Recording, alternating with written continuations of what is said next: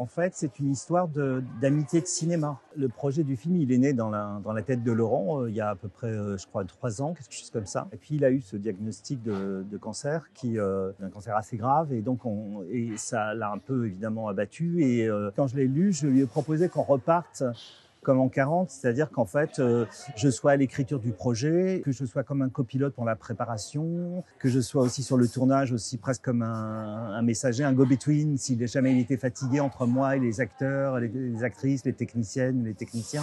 On a commencé comme ça, et une semaine après, il est tombé très très malade, et puis en fait, il est mort dans les jours qui ont suivi. Et ça, c'était cette semaine, je crois, avant le tournage, donc il a fallu repartir tout de suite. On a discuté avec lui quand il est à l'hôpital de la possibilité de reprendre le film. Lui pensait qu'il fallait que j'arrête et que je fasse mon propre film, etc. Et puis avec sa compagne Isabelle, on lui a dit mais ça nous ferait plaisir de le faire. Et donc on s'est lancé avec Marie-Ange Luciani, la productrice, voilà.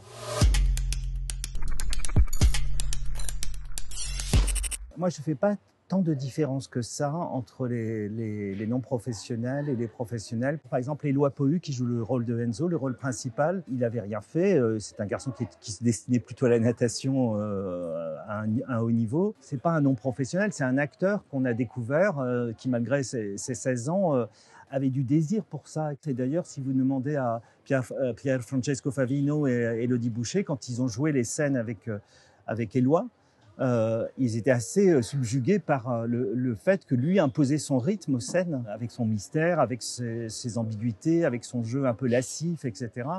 Et même Maxime, d'une certaine manière, qui est donc ukrainien, qui parle pas très bien français, qui travaille sur les chantiers, etc. Je me suis aperçu sur le tournage qu'il y a des moments où je l'ai poussé, par exemple, dans certaines scènes. Et au final, au montage, j'ai pris les premières prises et en fait, je me suis aperçu qu'il avait extrêmement travaillé son personnage et que c'est moi qui me plantais un peu sur sa manière de jouer.